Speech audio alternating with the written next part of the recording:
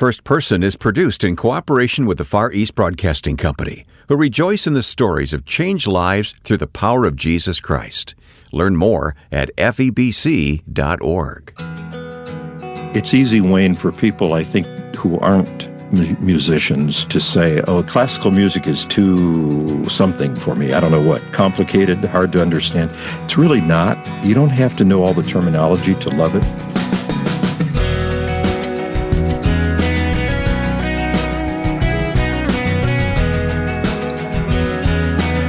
We're going to take a brief trip into history on this edition of First Person. My guest, Greg Wheatley, is going to talk about the spiritual life contribution of a great composer. I'm Wayne Shepherd, and I invite you to stay tuned.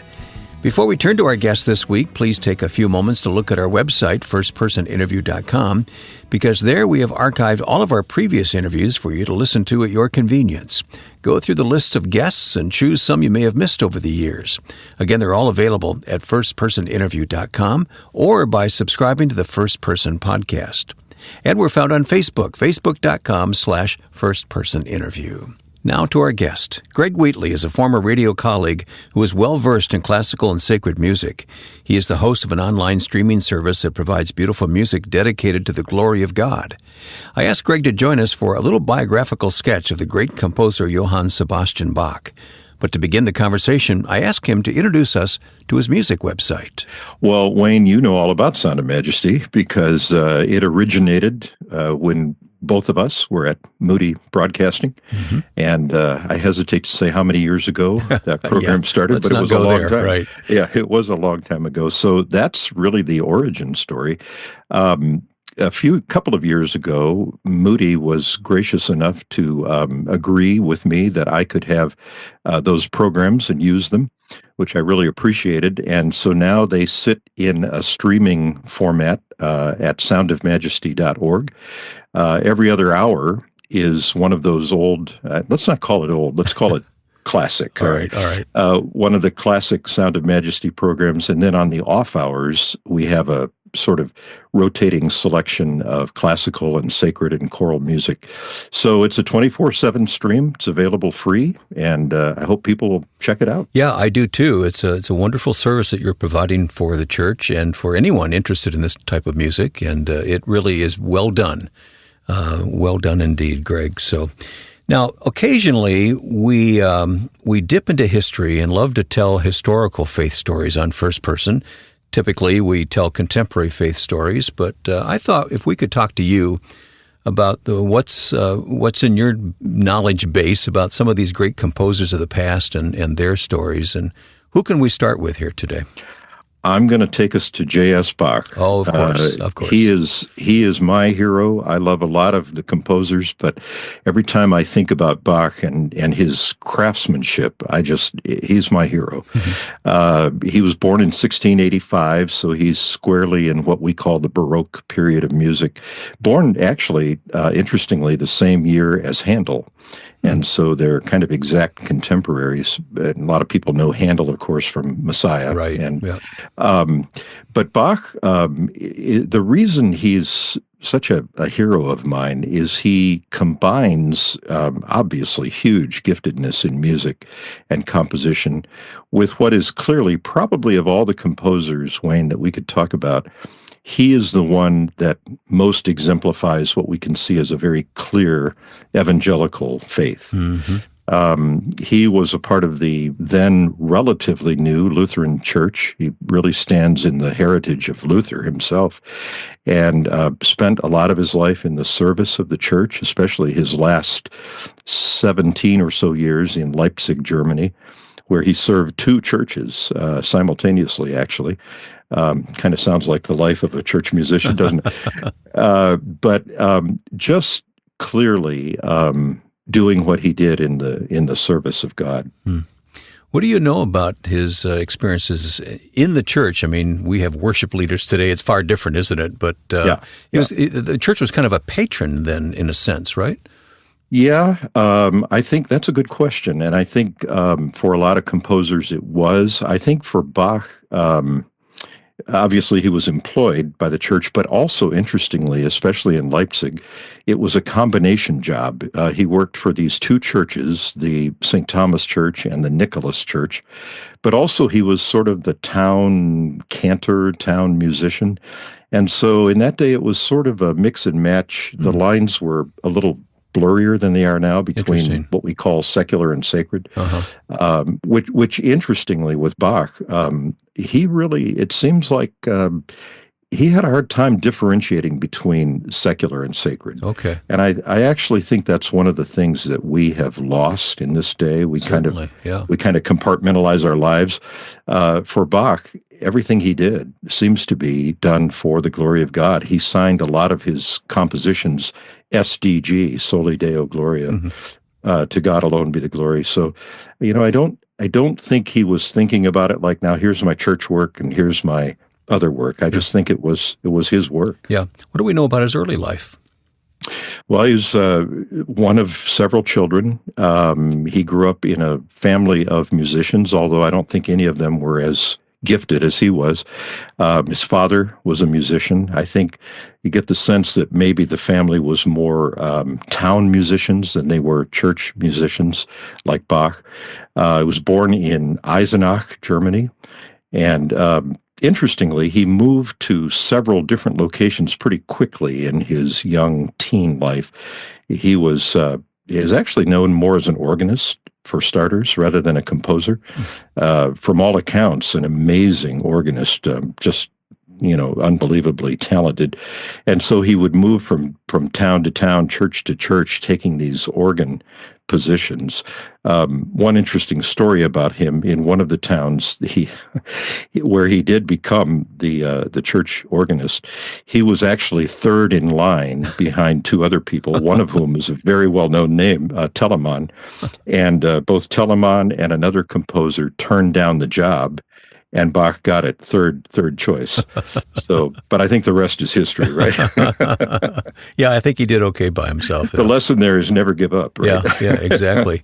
One of our disadvantages here is we're not going to hear any of his music today, but that's where your website, Sound of Majesty, comes in, because I'm sure his compositions appear frequently on your website. And again, I recommend that to our listeners. So what are some of his earliest works that you personally enjoy?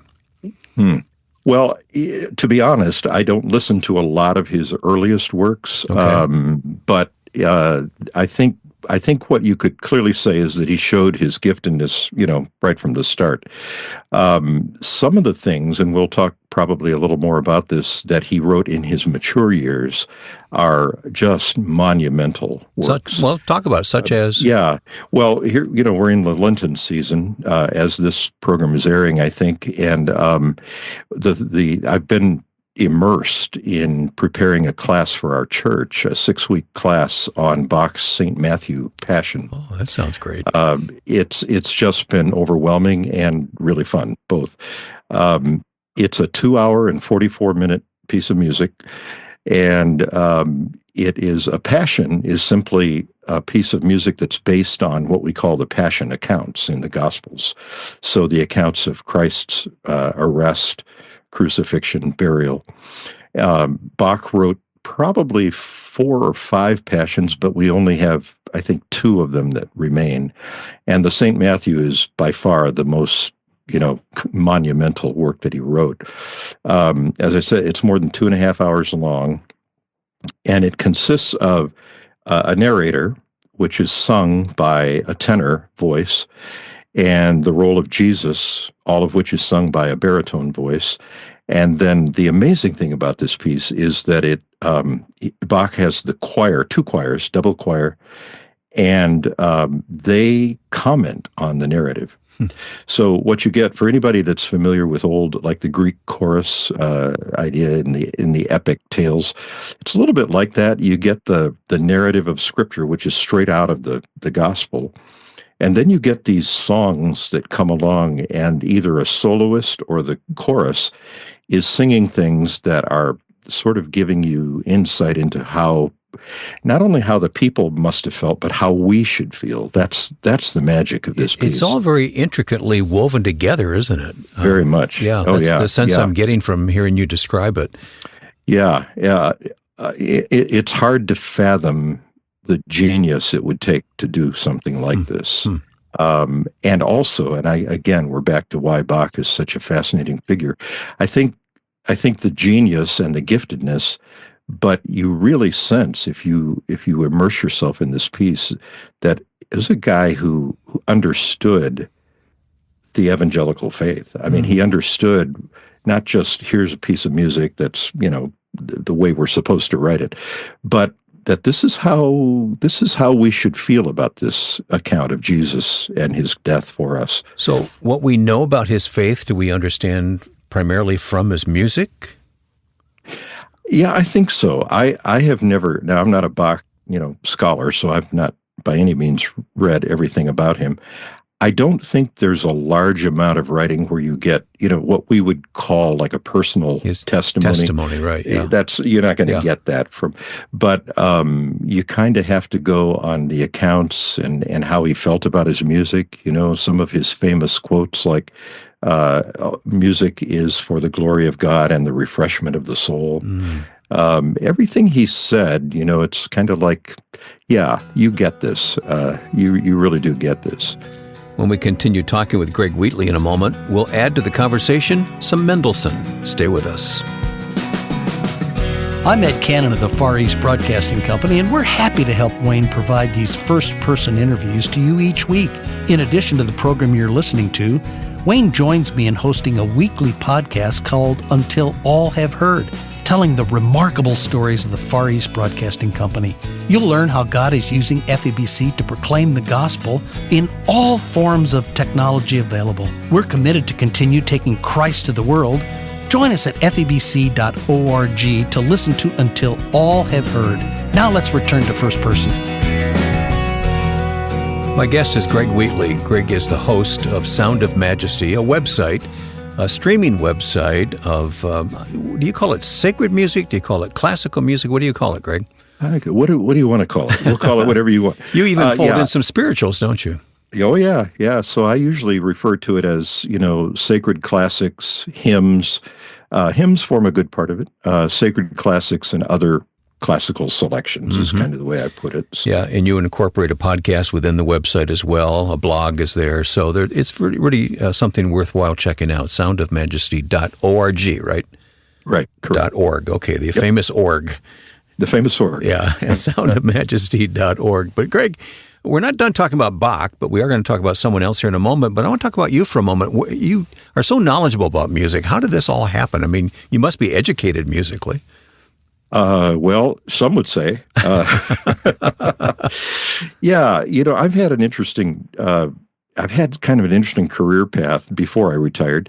All of my education was in music. I didn't have one day of broadcasting education. It was not my major, but my career path was primarily in radio. Mm-hmm. So there's kind of like these dual parallel tracks that I've been on for a lot of my life. And, I look back and I think, boy, God really, my dream in college was to be a professor. Jennifer will say with tongue in cheek, yeah, he was planning to be at Harvard. And in my naive days, that is kind of what I thought. But I did have as a goal to be probably college level teacher. That never happened, except that the sort of fun thing about what I now see as God doing it in my life is saying, okay, you're not going to be that full time, but here's some opportunities to do that along the way, part-time, adjunct, direct to choir. Yeah. So as I look back, it's kind of like, okay, I really did. God did give me that gift, being able to do that. I know you taught adjunct at Wheaton College. Yeah. Were there other places as well? Mostly Wheaton, a little bit at Moody while I was there, and a brief class or two at Concordia, River Forest. Yeah. So, but mostly Wheaton. Well, and with the voice you have, why not put it to use in radio? So I understand what God was doing there. I really do. Greg Wheatley, our guest here on First Person. We've been talking about Bach, and we're reaching into history here just to tell a couple of faith stories from these composers that we enjoy so much. Are you done with Bach? There's more to his story, right? And you can never be done with Bach. Yeah, right. And then a bridge to another. Yeah, so there's this fascinating connection, and I mentioned the St. Matthew Passion, which figures in here prominently.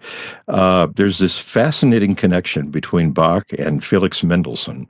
So that's the other guy I thought we might talk about a bit. Okay, please, yeah. So what's the connection? Well, the connection is when Bach wrote the St. Matthew Passion, it first was sung in Leipzig on Good Friday. It was meant for Good Friday, by the way. The St. Matthew was never meant for a concert stage. That's usually how you hear it now. You'll hear about, I just saw today that a big chorus in Chicago is going to do the St. Matthew Passion. But that is not what it was intended for. It was intended for a church service on Good Friday. But after it was sung in Bach's lifetime, it pretty much, along with all of Bach's music, kind of went underground. People find that hard to believe now because he's such a household name. But between his death in 1750 and another almost 100 years, the only people that really were talking about Bach were scholars and musicians. The general public knew nothing about him until along came Felix Mendelssohn. And what happened was that Mendelssohn, in, I think it was 1829, when he was not very old, was given a gift by his grandmother, and the gift was the music of the St. Matthew Passion. Okay, so this is many, many years after Bach. Then. Yeah, almost 100, just short of 100 years later. And Mendelssohn just fell in love with this piece of music. And he was a part of a choir at that point, the Berlin Singing Academy. And he staged that or sang that piece with that choir. And at that point, it was like a brand new piece for people because it had not been heard. And just from that point, people began to say, wow, what is this? And it's really called, it was so amazing that it's known as the Bach Revival. And Mendelssohn is really the person that's responsible for that. Mm-hmm. But his own music, of course, lives on too, Mendelssohn's. Yeah, absolutely. And Mendelssohn has an interesting faith story as well. He actually is Jewish by birth. His birth name is Mendelssohn. But in the early 1800s, his family at that time was very concerned about anti-Semitism and converted to Christianity as a family. Mendelssohn Felix was baptized into the Lutheran Church in the early 1800s. So you have this interesting question, was it simply a baptism of convenience or was there real faith? I don't think we can fully answer that, except to say, like we did with Bach, that there are evidences throughout Mendelssohn's life that he really took this Christian faith seriously. So we'll leave to the Lord how, no one knows the heart. Right. But he became a person who took his faith seriously in what he said, in what he wrote. He wrote a lot of sacred music. And so it's an interesting story of his conversion to the Lutheran faith. Yeah. What is it about the music of both Bach and Mendelssohn and others that is so long-lasting, if I can use that phrase to describe it? Why do we still celebrate their music today? Yeah. Well, in the case of these two, I think you have the incredible depth of spiritual content. Now, that's not true in every composer, but I think when you combine that with the craftsmanship of their music, I think Wayne, even for people that aren't musicians, they hear this and they intuitively know that this is not something that got thrown together, in 2 hours' time on a weekend, and that there's an amazing amount of craftsmanship that goes into the music. Mm-hmm. So I think that's part of it, and I think again with these men, you have this depth of spiritual understanding that resonates with us as we listen. Yeah. Well, even with that spiritual dichotomy that we talked about earlier, the sacred and the secular world still appreciates this music as well. Yeah. And yeah. Where else do you find that happening in life, huh? Yeah, exactly. I'm glad you brought that up, because I think there is a sense in which, it's kind of fun to think about how God may be orchestrating all of this, because you think, as you just said, you have people who will go hear this piece on the concert stage. I just listened to an interview the other day with a prominent conductor talking about this piece, and he just was praising it up one side and down the other. He couldn't say enough about it. But then he ended up saying to the interviewer, here's what it means to people of faith. Here's what it means to people not of faith. And it was clear that he put himself in that second category. But yet here he was, just in awe of the music. So I think, I kind of find that humorous. I think God is saying, you know what? Yeah. I got something for everybody. It works in mysterious ways, doesn't it? Yeah. Right. That's really interesting. I want to take you back to Bach. Of course, in my naivete about the kind of music that you appreciate and present so well, I think of Jesu, Joy of Man's Desiring. Where does that fit in here? We all know that, of course. We still sing that. It's in our hymnals, but where did that come from? And if you go to weddings, maybe not anymore, but back in the day, at least. Yeah. So it's actually Jesu Joy is actually part of a cantata, which was another word I was going to ask you to define for us.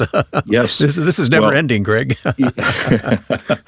There will be a quiz. Okay, all right. I'm taking notes. The cantatas were written for a particular Sunday in the church year. So some people will understand that if you've grown up in a tradition that has, the first Sunday of Advent, second Sunday of Advent, and so forth. Bach was very much a part of that kind of rubric. So the cantatas, during his stay in Leipzig, Bach wrote just hundreds of cantatas. There was a period of time in which scholars think Bach probably wrote a cantata every week for that coming Sunday. And these are not 2-minute pieces. They're like 25-minute pieces. And they still are with us today. Yeah, oh yeah. And so Jesu, Joy of Man's Desiring, has become popular, but it's really a pullout from one of his cantatas. So it's part of a bigger piece. Mm-hmm. But it's become very well loved, I think, because it's so lyrical and it's got that flowing part that runs all the way through. So yeah. Well, again, thank you for these lessons today. There's great value in looking back, isn't there? I think there is, yeah. And I just hope people, it's easy, Wayne, for people, I think, who aren't musicians to say, that's too, classical music is too something for me. I don't know what, complicated, hard to understand. It's really not. You don't have to know all the terminology to love it. So I hope people will, this season, take a listen to St. Matthew. You don't have to listen to the whole 2 hours. But dip in and hear a chorus or two and see if it doesn't move you a bit. It was great fun to reconnect with my friend Greg Wheatley and to learn a bit about both Bach and Mendelssohn. I encourage you to go online to soundofmajesty.org and enjoy the stream of beautiful music, and even check out Greg's blog and podcast on the website. We'll place a link to it as well at firstpersoninterview.com. These first-person conversations are made possible by the Far East Broadcasting Company in the interest of exploring the stories of people who have given their lives to Christ and serve Him faithfully. FEBC is committed to reaching the world for Christ and has been doing so for 80 years. Check out the scope of FEBC's wide reach in the world for the gospel by visiting febc.org. And listen for the podcast until all have heard on the website or with any podcast app. Now, with thanks to my friend and producer Joe Carlson, I'm Wayne Shepherd. Join us again for First Person.